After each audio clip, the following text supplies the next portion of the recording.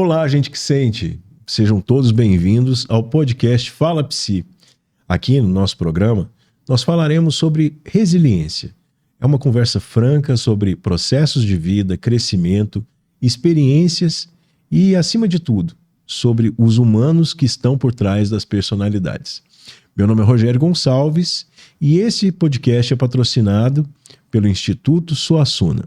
E hoje aqui nós estamos recebendo uma pessoa fantástica que eu conheço aí há uns 15 anos e que hoje é terapeuta de relacionamento.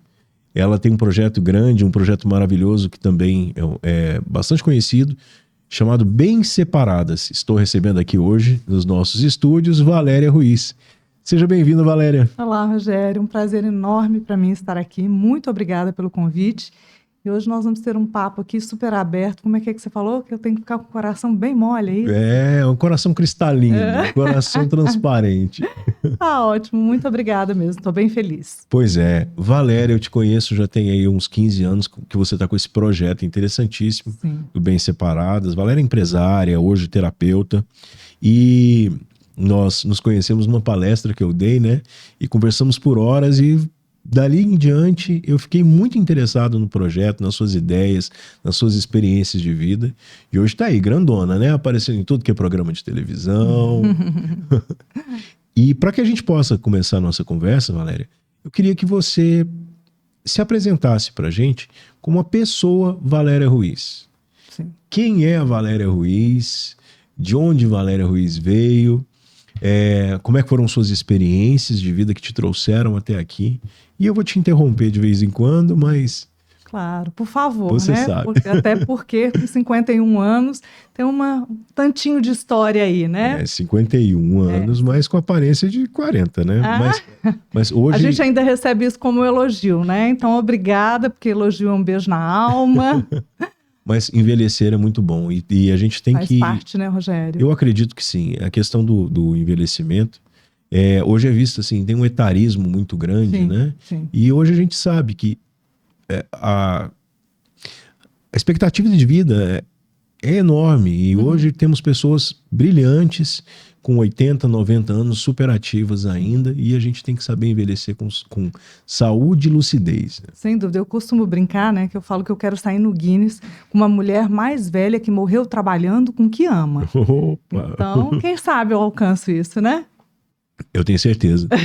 Então, Valéria por Valéria. Pois é, olha, é sempre muito difícil, né, ter uma definição assim. Mas eu acho que se eu pudesse me definir em uma palavra, ou pelo menos duas, eu poderia dizer que eu sou uma eterna aprendiz. Eu acho que de todos esses anos, com todas as experiências de vida que eu passei, com as dificuldades que eu vivi em vários aspectos da minha vida, eu acho que eu posso ter essa definição, sabe? Que eu estou sempre aberta para aprender, porque eu acredito, sou reencarnacionista, né? Sim. Então eu acredito muito que aqui é uma passagem e a gente está sempre aprendendo, sempre. Cada vez mais a gente tem espaço para ser um pouquinho melhor, a nossa melhor versão, e aprender é eterno para mim. Valéria, você é de Pirenópolis? Na verdade, não, olha só. Eu sou paulista, de Santo André, no ABC Paulista, e eu cheguei em Goiânia, eu tinha 9 para 10 anos. E aí vim com os meus pais e meu irmão mais velho, e depois a gente criou raízes por aqui. Os meus pais tiveram negócios em Pirenópolis, meu pai até hoje mora em Pirenópolis, minha mãe desencarnou tem 14 anos, então minha família toda mora em São Paulo, meu pai em Pirenópolis, e eu tenho um casal de filhos, que é a Ana Beatriz de 30 anos e o João Vitor de 24, Sim. que são goianienses. Então, hoje eu acho que eu me considero mais goiana do que paulista, se vocês me permitirem. Permissão concedida. Muito obrigada.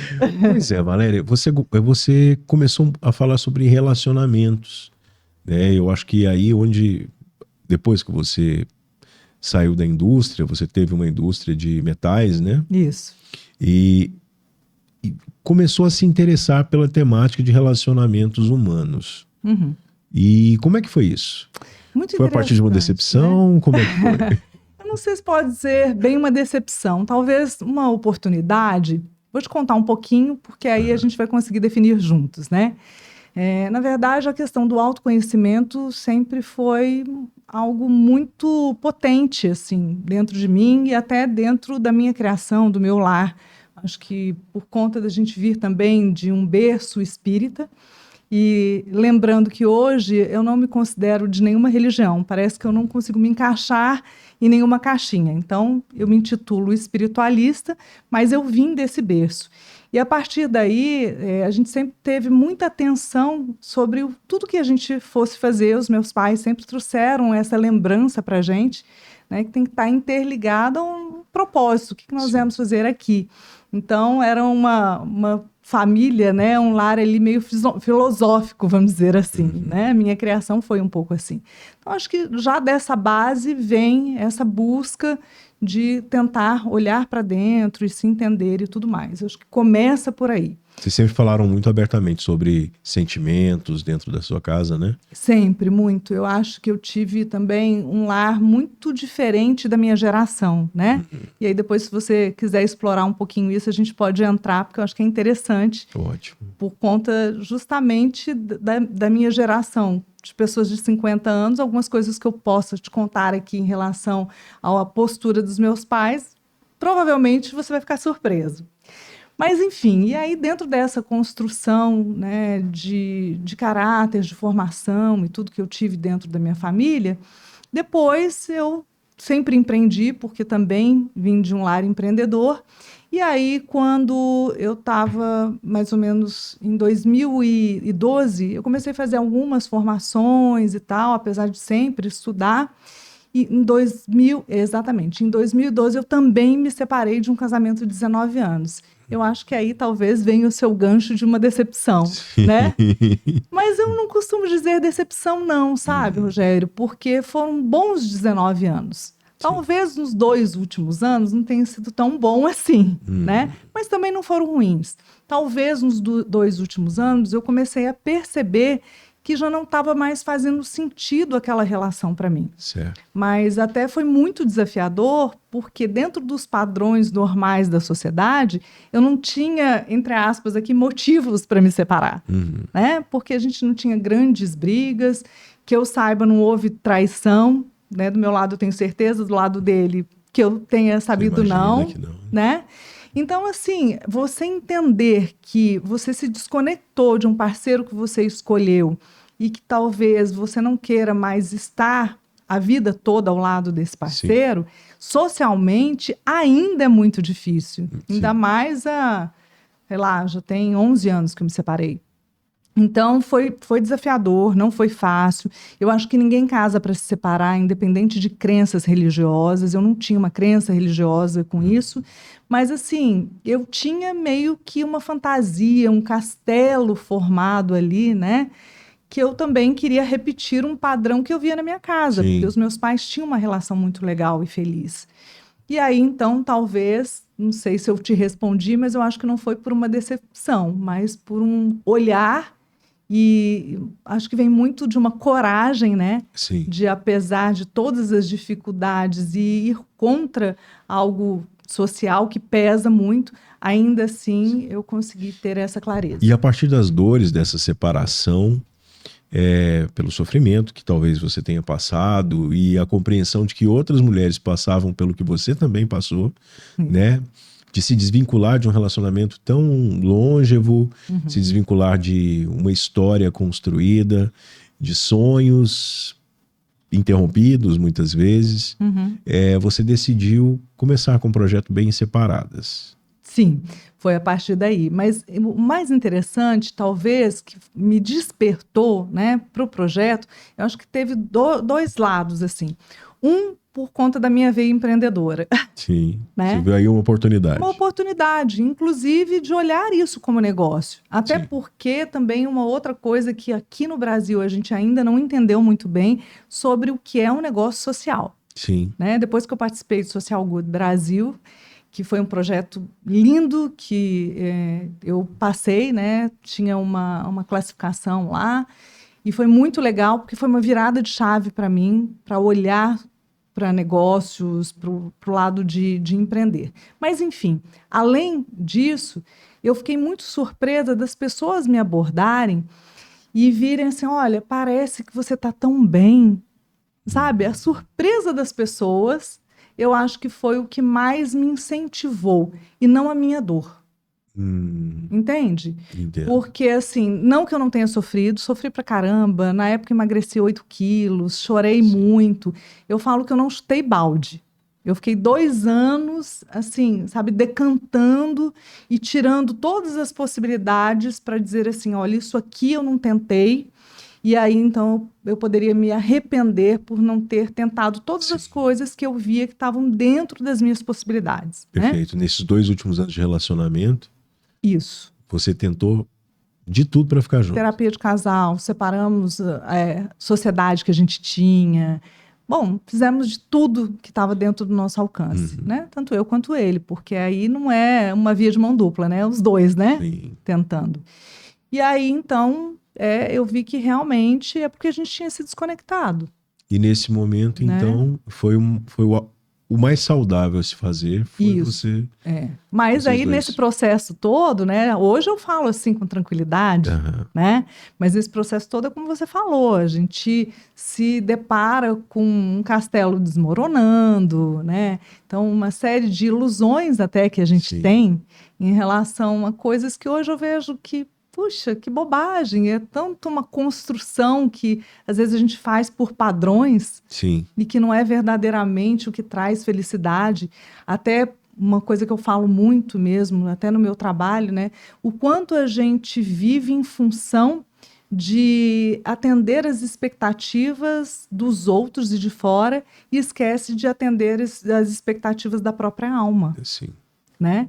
Então, a partir desse momento que as pessoas começaram a me procurar e falar, parece que você está bem e tal, eu também estou vivendo uma situação assim, como é, como é que não é? Eu falei, gente, então as pessoas têm muito mais dificuldade do que eu poderia imaginar de viver esse processo. É difícil? É. Volto a dizer, não é tipo, nossa, para mim foi tranquilo. Não, não é isso. Sim. Mas que é possível. E o aprendizado... Né?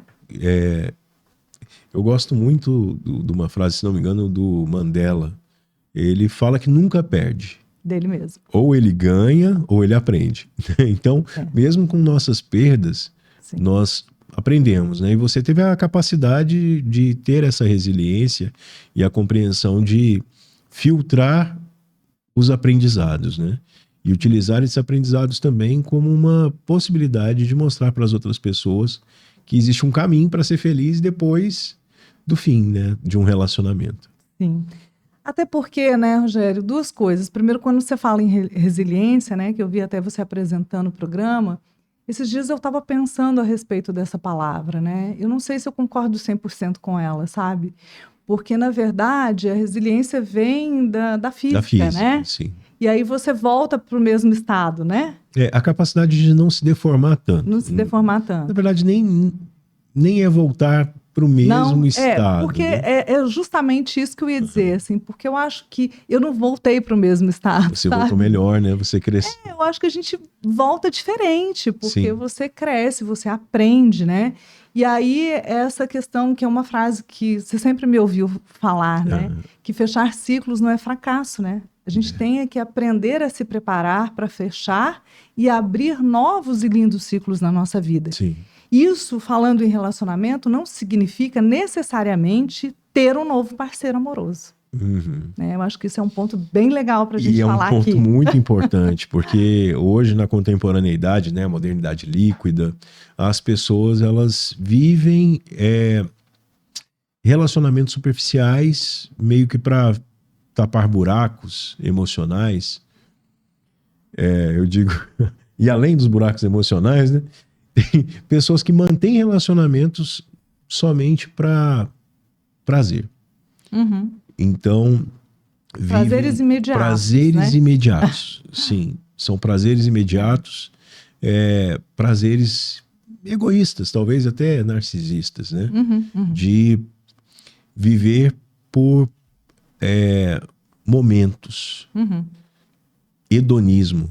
Então, hoje nós vivemos uma sociedade muito hedonista, onde os relacionamentos são descartáveis, onde as pessoas saem de relacionamentos, no outro dia já estão em sites de encontros, né? Sites de relacionamento.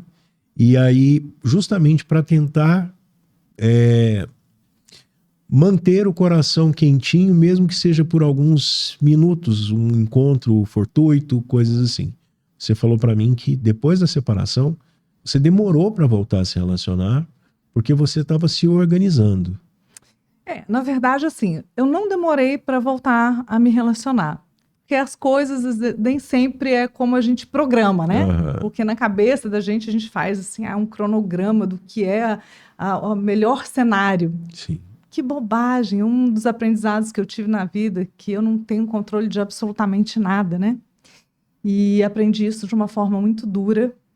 Eu acho que onde cravou muito para mim, acho que eu já comentei com você que eu perdi um filho entre os Sim. meus dois, né? Comentou. Então, acho que esse episódio, para mim, o maior aprendizado que eu tirei de todos é a vida falando: larga de ser bobinha, acha que você tem controle de alguma coisa. Sobre nada, Você não né? tem controle de absolutamente nada, né? E aí, então, a partir daí, eu acho que realmente a gente não tem esse controle. E eu comecei a namorar logo em seguida, né, que eu me separei. E foi um relacionamento muito importante para mim. Nós ficamos juntos 2 anos, né? E ele morava em Brasília, eu aqui, mas nós não chegamos a morar na mesma casa, mas a gente teve um relacionamento muito próximo. Ele era viúvo e os filhos dele tinham mais ou menos a idade dos meus. Sim. Então a gente teve um relacionamento muito próximo, foi bem importante. E depois que nós terminamos, aí eu namorei mais, acho que uma vez, de uma forma mais séria. E fiquei bastante tempo, assim, sem nenhum namoro, com muito compromisso. É até engraçado que as minhas amigas falam, assim, que eu era a única da roda que dizia assim: olha, eu já deixo bem claro para quem eu estou namorando, eu não tenho vontade, né, de dividir rotina, de morar junto e tal. Então, isso significa que eu namoro, mas eu não caso. Aham. E aí, olha só. Aí veio o Mauro. Tá vendo? Todas as programações, né? A vida me dá chicotada dizendo que eu não tenho controle e eu fico com um discurso como se eu tivesse, né? Aí a vida vem e me mostra que eu não tenho controle de absolutamente nada. Sim. Pra quem não sabe, Valéria casou agora em janeiro. Um relacionamento longo também, né, Valéria? Até o casamento, quanto tempo de Então, na verdade, a gente namorou pouco tempo e começamos a morar juntos, porque ele é do Rio, né? E eu sempre achei que amaziado com fé, casado é, né? Você me disse isso no começo.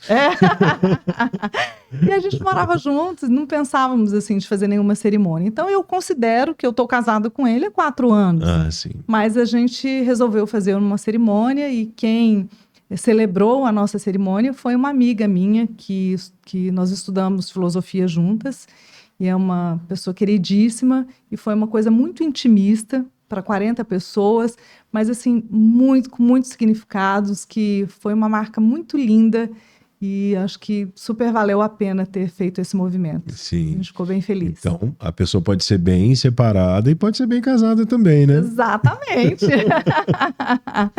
Com certeza. Isso, e é maravilhoso você poder falar de relacionamento assim de uma forma tão aberta, a partir da sua experiência, porque tem muita gente que, quando ouve os terapeutas falando sobre relacionamento, acha que a gente vive um céu, né? Que nossos relacionamentos são absolutamente perfeitos. Tá aí a minha noiva, mulher, para falar que não é tão bem assim. Nós também passamos por altos e baixos, Sim. passamos por angústias, dores, e eu acho que as experiências particulares também nos ajudam a aprender para ensinar. Né? Então, certamente, dentro de todas essas experiências, aliadas a tanta teoria que você estudou e tantas pessoas que você atendeu, houve um aprendizado também com a experiência deles, além das suas, né?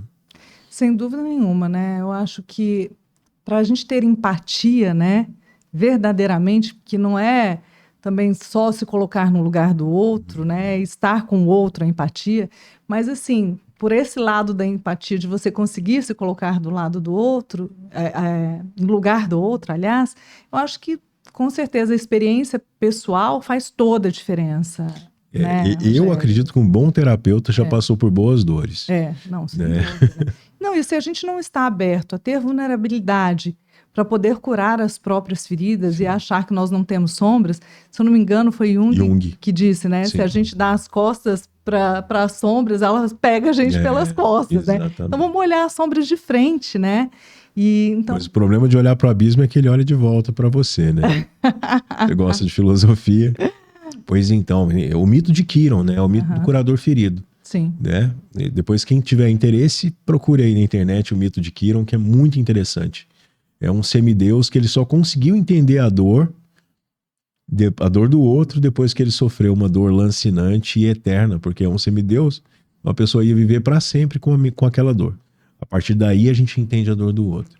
Sim. Né? Então, voltando agora para os relacionamentos, para a forma como você ensina, o que você traz para as pessoas, a gente estava falando sobre essa modernidade líquida, sobre essa contemporaneidade. Valéria, o que você acha da forma como as pessoas se relacionam hoje, dessa maneira tão superficial, voltada para um prazer imediato, voltada para o hedonismo, e como é que isso pode afetar na sociedade como um todo? Nossa, tão profunda essa sua pergunta, Rogério, porque eu acho que afetar a sociedade afeta diretamente de uma forma tão ampla que eu acho que as pessoas hoje não têm noção, sabe? Porque é algo muito sensível para todo ser humano, as relações, né? Sim. Tanto faz as relações que eu chamo de par amoroso, como a relação que você tem com seus filhos, com seus amigos. A gente se relaciona, na verdade, o tempo todo com tudo e com todos. Isso. Né? Mas a gente está fechando aqui nesse ângulo do relacionamento de par amoroso, né? E aí eu acho que as pessoas assim estão tão perdidas. Então, em primeiro lugar, eu vejo que a carência é uma das coisas que mais afetam essa dificuldade de aprender ou conseguir se relacionar verdadeiramente. Porque o outro fica sempre procurando preencher as suas lacunas, né, através do outro, Sim. não de si. Então eu falo que hoje, né, a minha relação com o Mauro, e eu brinco também, né, que ele é tão perfeito que até defeito tem, e o nosso relacionamento também, né, mas eu acho que dentro da minha experiência, o que é muito importante é que nós chegamos na relação dois inteiros. Sim. Dois inteiros no sentido não que dois seres humanos prontos e sem defeitos, não é sobre isso. Inteiros no sentido de entender que cada um tem a responsabilidade por si, pela sua própria evolução. E nós dois estamos abertos e dispostos em contribuir com a evolução do outro. E aí, juntos, né, a gente consegue caminhar de uma forma muito mais saudável. Então, o que eu sempre falo é o seguinte: será que as pessoas, quando começam a se relacionar, né, e eu falo para minha filha de 30 anos, meu filho de 24, eu falo, se pergunta o seguinte: o que eu quero com esse relacionamento? Por que eu estou me relacionando? Sim. Se for uma questão de você responder a alguma necessidade, para tudo, né? Para tudo. Porque, qual que é o nome dos seus filhos? É o Gregório e Ana Caroline. O Gregório e a Ana Carolina. Eu não preciso perguntar para você que são os seres que você mais ama nessa vida, sem certo? sombra de dúvida. Né? E aí vamos deixar essa reflexão aqui para os seus ouvintes. Se o Gregório e a Ana Carolina pedir para você, pai, come para matar minha fome, é possível? Impossível. Por quê? São os seres que você mais ama, por que é impossível? Pois é, porque somos indivíduos, né? Entende? Então eu acho que é isso. Fazendo essa analogia, né, as pessoas estão procurando que o outro possa saciar a sua fome, né? E não tem jeito. E aí, de novo, dentro dessa analogia, a gente pode ir no supermercado, comprar coisa que a pessoa gosta, fazer a comida que ela mais gosta, preparar com carinho, dá até na boca. Mas engolir e saciar a própria fome é só a própria pessoa. Sim. Então eu faço essa analogia com as relações amorosas, né? Que a pessoa tem que entender que não adianta você querer buscar no outro que só você pode dar para você. Sim. Eu acho que a partir daí você começa a ter relações que são mais conectadas, uma conexão muito mais profunda, com muito mais sentido, e não que elas sejam perfeitas e que não vão ter dificuldades. Até porque Eu acho que as relações são justamente para que a gente tenha um espelho. Que jeito que a gente vai ver a nossa nuca? Né? Ou alguém tem que tirar uma foto, ou a gente tem que olhar no espelho. Então, eu também acredito que as relações nos ajudam nesse sentido. Sim, mas você percebe que existe uma grande falta de maturidade nas relações contemporâneas? Então, sim, né? Mas eu acho que eu daria um passo atrás. Eu acho que existe muitos seres humanos imaturos, Sim. né? Que acabam desenrolando relações imaturas em todos os sentidos. Sim. Porque aí você pode ver que hoje, né, em muitos sentidos, você vê muitos mais jovens que ainda estão adolescentes. Sim, existem adultos que são adolescentes tardios, né? Que a pessoa fala, não adultece, né? Eu converso muito, eu tenho muitos amigos que também são psicólogos, terapeutas, e a gente fala sobre esse surto de falta de autorresponsabilização que existe no mundo. Ninguém é responsável por nada, é sempre o outro. Isso. A culpa é sempre do outro, o outro está sempre errado, eu não. Eu sou um ser ilibado, inefável, sou um ser fantástico. Né? E eu acredito que essa falta de maturidade, aliada também a essa palavra ficou muito banalizada, né? Narcisismo, mas um certo egoísmo. Sim. Gosto mais também. Eu prefiro. As pessoas se tornaram mais egoístas e um pouco autorresponsáveis. Então, hoje a gente percebe que responsabilidade afetiva tem sido o grande tema das sessões de casal, por exemplo. Existem pessoas com responsabilidades afetivas diferentes dentro da mesma relação. Sim. Não é? Sim, é verdade. Então, assim, só para complementar, né? Acho que fez sentido para você também, Sim. né? Eu acho que como que a gente vai esperar relações maduras com seres humanos tão imaturos? Sim. É uma consequência, não é possível. E aí, de novo, a pessoa precisa ir buscando o autoconhecimento para estar pronto para boas relações. Sim. E aí eu tenho um monte de amigas que falam, nossa, mas você teve uma sorte. Porque o Mauro é um cara muito legal mesmo, né? Não estou aqui rasgando seda dele, não. Mas, assim, ele é um ser humano muito diferenciado, né? Então, quem convive com ele e tal, diz isso. E eu falo, é sorte?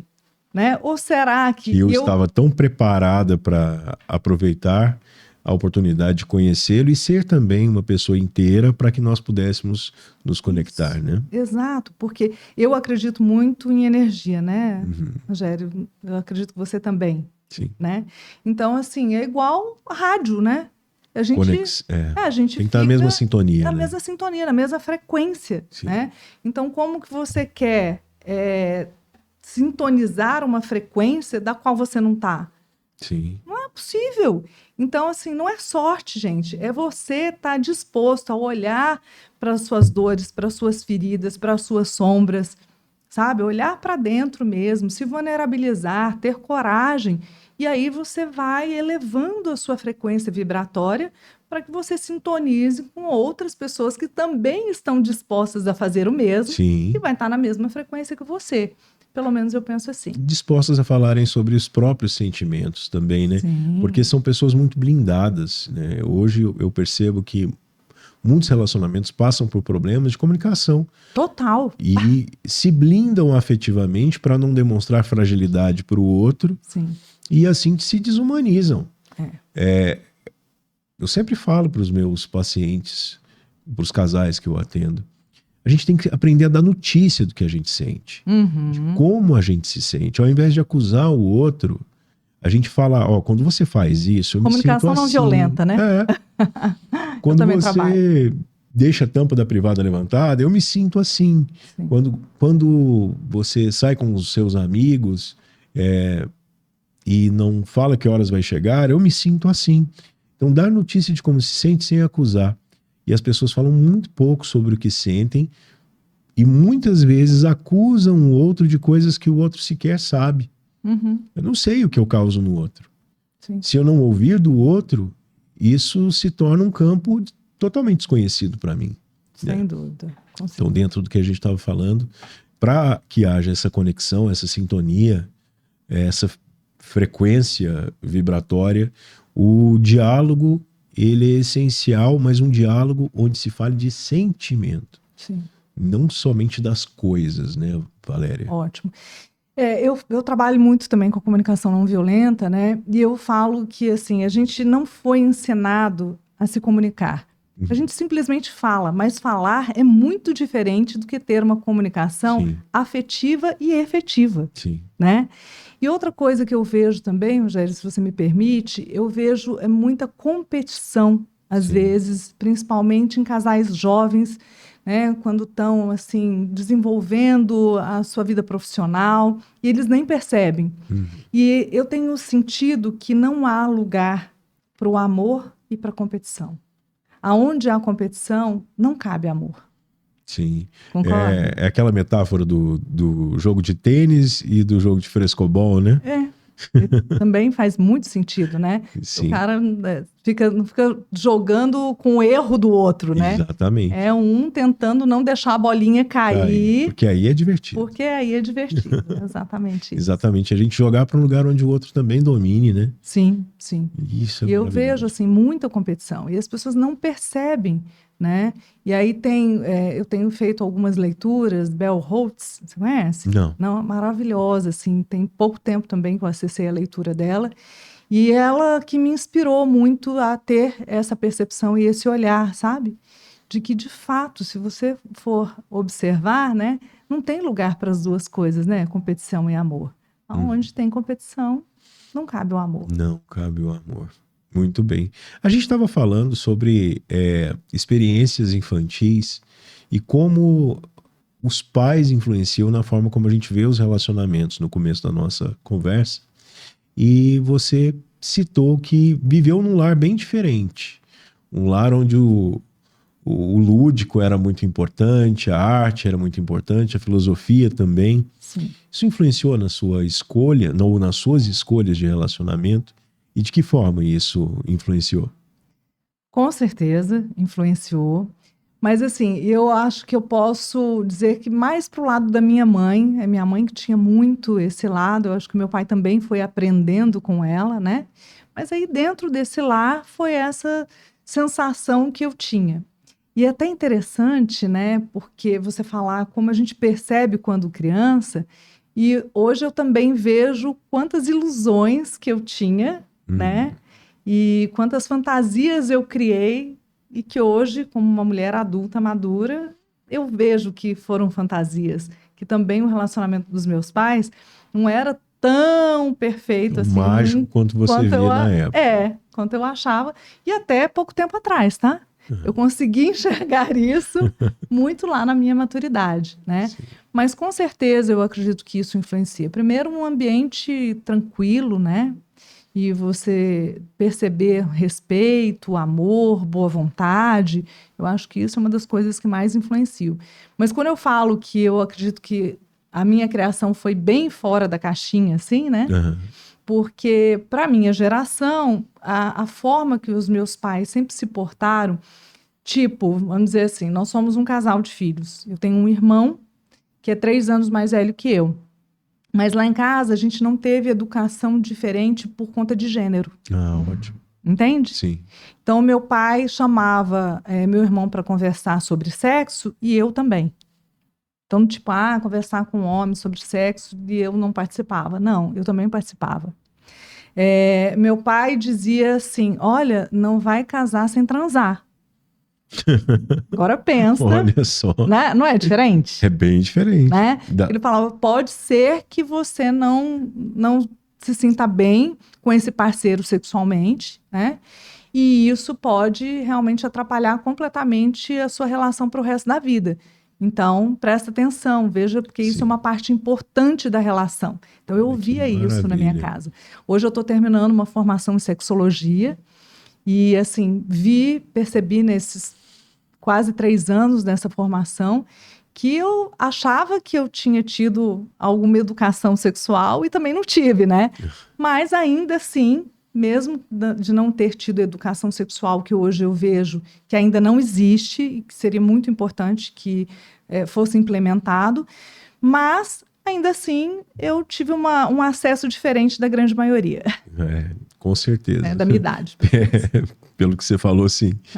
E hoje, assim, por todas essas formações que você fez, Valéria, o que você acha que a gente precisa ensinar de educação emocional para os nossos filhos para que eles tenham relacionamentos afetivos saudáveis? Rogério, não sei se eu vou saber responder exatamente. O que me vem na cabeça aqui agora é, primeiro, né, ensinar para eles que eles podem ser eles mesmos, sabe? Essa questão de se validar no sentido de poder se colocar nessa vulnerabilidade e aceitar quem realmente é.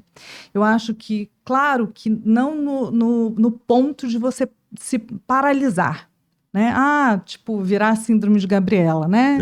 Eu sou assim mesmo, eu me aceito, eu me amo, eu nasci assim, você sempre é assim. Não é só sobre isso.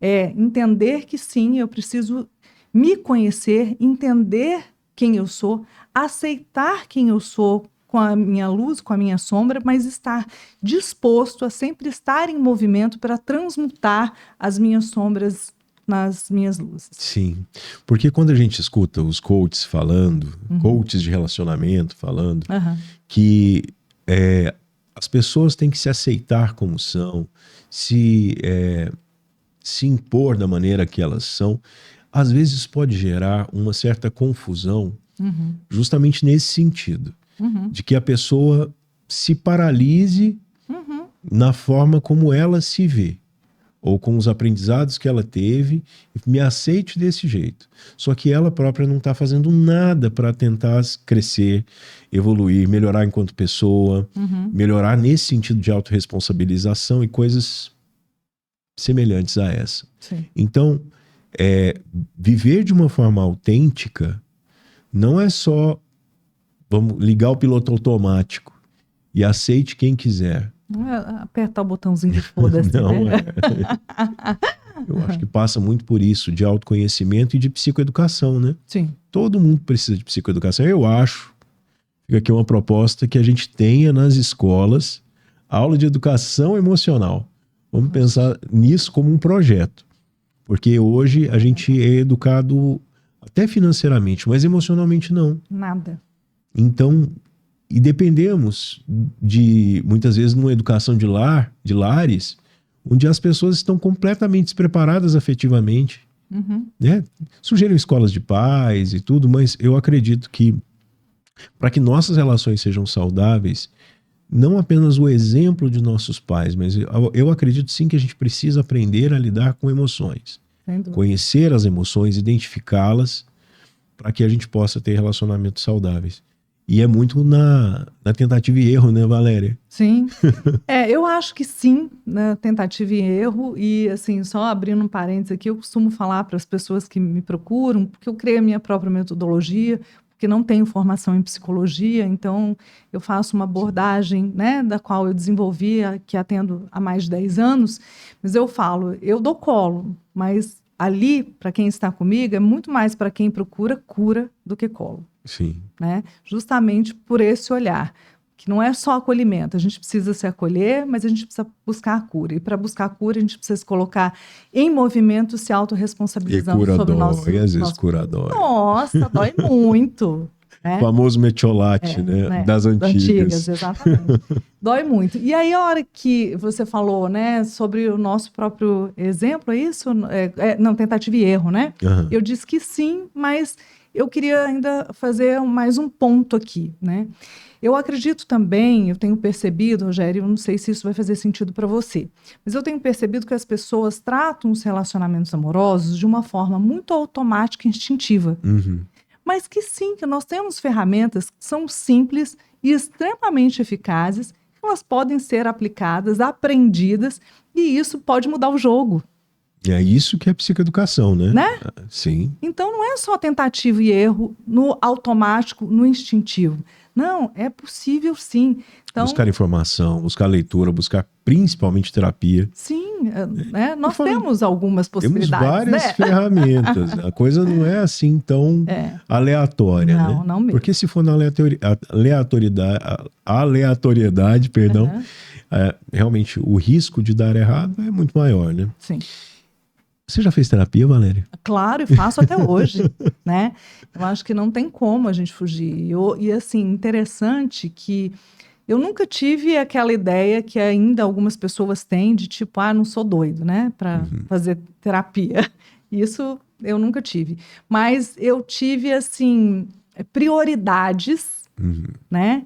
De, por exemplo, se eu estou com uma situação financeira um pouco mais difícil, de priorizar outras coisas. Agora eu tenho muita consciência de que a minha prioridade é a minha terapia, porque senão todas as outras coisas, né, não vou conseguir deixar em dia. Muito Então, bem. mudei essa minha prioridade. Então, Graças a te Deus, respondendo, Eu sim, sempre faço questão de perguntar isso, porque as pessoas de casa precisam também se conscientizar da claro. importância de se fazer terapia nos dias de hoje, né? E acabar com esse preconceito tão pueril Sim. de que quem faz terapia é doido. Meu Deus, é uma luta terrível para que a gente possa mudar essa cultura, Sim. né? E quem procura terapia é muito mais, eu acho que está no caminho de se tornar muito mais saudável do que quem acha que não precisa.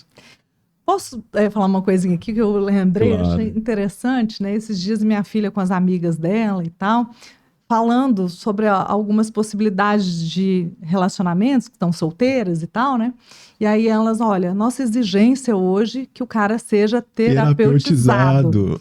E aí a gente tá, assim, com um problema sério, porque eu já ouvi vários que foram lá, né, no meu consultório uma vez, falaram, então faço terapia com a Valéria. Eu falo, opa, alto lá. Você esteve lá uma vez, né? Então, olha, cuidado, moçada, com esse discurso, porque acho que isso mostra que já houve uma conscientização, e isso é muito legal, mas isso não é brincadeira, não. Não mesmo. Isso tem que ser muito de sério. verdade. Né? A pessoa tem que estar disposta mesmo, porque sim, ela vai fazer toda a diferença na vida dela, mas ela tem que levar isso a sério, ela tem que fazer realmente olhando, e não é para falar, né, para os namorados e para os pretendentes. Como né, marketing pessoal. Isso, né? exatamente. Eu queria fazer esse ponto aqui. Terapia não é marketing pessoal, é realmente um desenvolvimento de autenticidade muito particular, né? E que as pessoas têm que estar dispostas a um processo de mudança. Isso. E aí, não é modinha, né? Exato. Você falou aí essa palavra, até não sei se você já observou lá no meu Instagram, eu coloco relacionamentos para dispostos. Isso. Porque eu acho que é justamente isso. Eu acho que as pessoas precisam estar dispostas. Porque querer, todo mundo quer. Mas o quanto você decide, né? Quanto você está disposto a ir, de fato, ir lá e fazer. Hoje, a partir das suas experiências e a partir do trabalho que você desenvolve, Valéria, o que você diria, assim, em poucas palavras, para quem visa um relacionamento saudável, um relacionamento afetivo saudável? Em primeiro lugar, né, vai olhar para dentro de você. Para mim, isso é o primordial. E depois se pergunte, por que eu quero me relacionar com essa pessoa? Por que eu estou buscando um relacionamento para mim? Até quando isso fica mais claro, e mesmo que não tenha uma necessidade, né, como a gente falou, mas eu faço uma perspectiva, não uma expectativa, e aí então fica mais claro, porque a minha perspectiva é XYZ. E aí você entende, começa a se autorresponsabilizar sobre aquele processo funcionar, porque você entende que não é 50% vai depender de você, é 100%, porque tudo pode acontecer, mas no final sempre são as nossas escolhas. Fantástico. Valéria, eu sempre pergunto para quem vem se teve algum momento da sua vida que você entende que foi, assim, um momento de dor, que foi decisório para você se tornar quem você se tornou. A dor e a superação necessária para que você se tornasse quem você é. Pois é, Rogério, olha, eu acho que eu não consigo dizer uma, sabe? E aí tem hora que até eu me pergunto, infelizmente ou felizmente, porque quando a gente, tá olhando só para a dor e a gente foge da dor, né? Sim. Então, aí a gente acha que é infelizmente. Quando eu consigo encarar e me autorresponsabilizar de verdade, eu agradeço. Sim. Então, não foi uma só, não. Mas eu acho que o desencarne do meu filho, Isso. né, para mim, eu acho que foi o ponto mais crucial, assim. Eu acho que é um processo ainda muito difícil, apesar de eu ser reencarnacionista, eu acreditar que a vida não é só esse corpo físico, que nós somos multidimensionais, Sim. né, e não só esses 5 sentidos, mas ainda assim foi um momento muito difícil, que eu falo que para mim eu entendi como a linha tênue entre a loucura e a sanidade, porque eu tentava de todas as formas tentar entender o que eu precisava aprender com aquilo, mas eu falava, vou pirar, porque realmente foi muito difícil viver a rotina, de voltar para casa sem, enfim, todas as questões, né, que vêm, as pessoas perguntam, você querendo pensar em ver a criança crescer. Sim. Eu já tinha a Bia também, né, teve uma dificuldade muito grande. Então, assim, eu acho que esse foi o ponto mais complicado para mim, mas felizmente não foi só esse. Eu tive muitos outros desafios, né, que não foi só relacionado com isso, como dificuldades financeiras, como... Bom, acho que em todas as áreas da minha vida, sabia, Rogério? Sério. Eu acho que o universo me presenteou com todas desafios, né? com desafios em todas as áreas para falar, olha, tá vendo? Que não tem nenhuma que você é capaz e é autossuficiente, né? Que em todas você precisa ter humildade, dar um passo para trás, olhar, refletir, perceber o seu sentimento. Agora, se eu puder complementar isso e de um aprendizado que eu tive, através até de uma leitura também, que foi muito importante para mim, é que não é sobre o que a gente vive, né? Porque a vida é uma eterna impermanência. Sim. Né? A vida é feita de luz e sombra, de dualidade o tempo todo. Mas o mais importante é o quanto a gente segura esses sentimentos e essas emoções. Então, não é Como sobre é que é você sentir.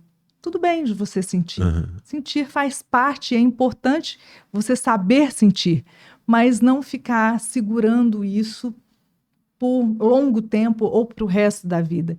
Entenda que a vida é dual, é uma impermanência, vai ter momentos que vão ser mais difíceis e mais desafiadores, outros menos e bem mais felizes, e vai Deixar fluir. vai deixando fluir, vai soltando. Então, o meu lema de vida hoje, e o que eu busco, né, que eu estou atrás mesmo, é justamente esse lema, de uma vida leve e tentar me colocar em fluxo com a vida. Olha que lindo isso. Maravilhoso. É isso. Bom, Valéria, a gente já está caminhando para o fim da nossa conversa, do nosso bate-papo. E eu gostaria que você deixasse, para quem estiver nos ouvindo, um recado para quem ouviu você, viu suas dificuldades, ouviu seus momentos de dor e de superação. E se você pudesse deixar assim, um recadinho para quem está nos assistindo agora ou nos ouvindo, o que você diria em relação às dificuldades da vida e como lidar com elas? Eu acho que eu vou repetir um pouco do que eu acabei de dizer, né? Da gente lembrar que a vida é dual. Nos ensinaram e ficaram batendo nessa tecla para a gente que a gente precisa estar feliz o tempo todo. Não, felicidade de verdade, né, são momentos. A gente pode colecionar o maior número de momentos felizes, mas a partir do momento que você vê que a vida é uma impermanência, é uma dualidade, você aprende a olhar a vida com mais prazer. E aí você não fica segurando ou se vitimizando, segurando essa dor e se vitimizando, você vai trazendo mais leveza e entendendo que aquela dor mais profunda, qual realmente foi o aprendizado que você pôde ter. E assim, para fechar, Rogério, eu queria dizer que eu contei um pouco das minhas dores, né? E não talvez de uma forma tão profunda e tão explícita, porque talvez fica parecendo que é algo muito superficial, né? Mas não, existem muitas outras coisas, né, por trás das falas que eu tive aqui, que foram bem difíceis e que talvez eu não tenha colocado tanto peso, porque eu achei que nossa conversa aqui deveria ser um pouco mais leve, né? Mas para quem tiver interesse em saber um pouco mais sobre a sua vida, ouvir um pouco mais sobre o que você ensina, aprender um pouco com as experiências que você passa, eu gostaria que você passasse o seu Instagram para as pessoas. Claro, eu agradeço por essa oportunidade. Meu Instagram é valeriaruiz.terapeuta. E eu tenho um site também, que lá também demonstra bastante coisas do meu trabalho, que é Valéria Ruiz, www.valeriaruiz.com.br. Valéria, maravilhoso te receber aqui. Sempre um ser de luz, uma simpatia em forma de gente. Gosto muito de você e eu espero que todo mundo que está assistindo esse podcast possa também acessar o conteúdo da Valéria e aprender um pouco sobre relacionamentos humanos com ela. Bem, eu agradeço a audiência de vocês no nosso podcast Fala Psi, agradeço imensamente ao Instituto Suassuna, porque esse podcast é uma realização do Instituto Suassuna, e convido a todos a acompanharem com frequência o nosso podcast e passarem também nosso conteúdo para as outras pessoas que vocês acham que precisam saber um pouco sobre saúde mental, conhecer um pouco mais da história dessas pessoas que viveram momentos de dores, mas também de superação e aprenderam que a vida, ela também é feita de dores, mas ela não é feita apenas de dores. Um forte abraço para cada um de vocês e nos vemos no nosso próximo episódio. Obrigado.